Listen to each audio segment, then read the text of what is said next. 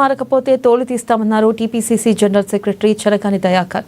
CM Revanth రెడ్డిపై KTR తన స్థాయికి మించి మాట్లాడుతున్నారని ఫైర్ అయ్యారు. తెలంగాణ అభివృద్ధికి శనిలా తాపరించారని బీజేపీ బీఆర్ఎస్ పార్టీలు రాజకీయాలు సహజీవనం చేస్తున్నాయన్నారు. ఇక కృష్ణా జిల్లాలపై కేసీఆర్ మాట్లాడితే సన్యాసుడు సవిత తల్లి దగ్గరకు వచ్చినట్లు ఉందని విమర్శించారు. ఇక కేసీఆర్ ప్రెస్ మీట్ పెడితేనూ కేసీఆర్ అసెంబ్లీకి వస్తే తెలంగాణ ప్రజలకి ఒరికేది ఏమీ లేదని దుయ్యబట్టారు చరకాని దయాకర్.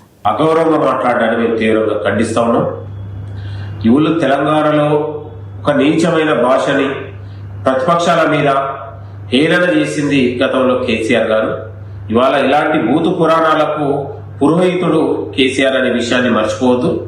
తెలంగాణలో 10 ఏళ్లలో తెలంగాణకు చేసిన అభివృద్ధి ఏంటో కేటీఆర్ చెప్పాలి.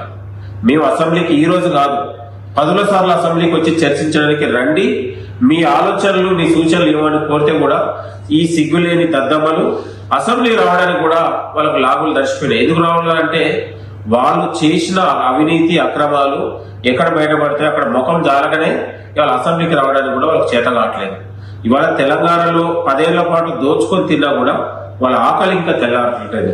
కాబట్టి ప్రజాపాలన 2.5 ఏళ్లలో సంక్షేమ పథకాలు, మహిళలు, రైతులు, నిరుద్యోగులకు పెద్దపీట వేసి సంక్షేమ పథకాలు దేశంలో ఏ రాష్ట్రంలో చేయని విధంగా తెలంగాణలో అమలు జరుగుతూ ఉంటే అభివృద్ధికి ఆటంకిలాగా శిఖండి రాజకీయాలు తెలంగాణలో చేస్తున్నటువంటి పరిస్థితి.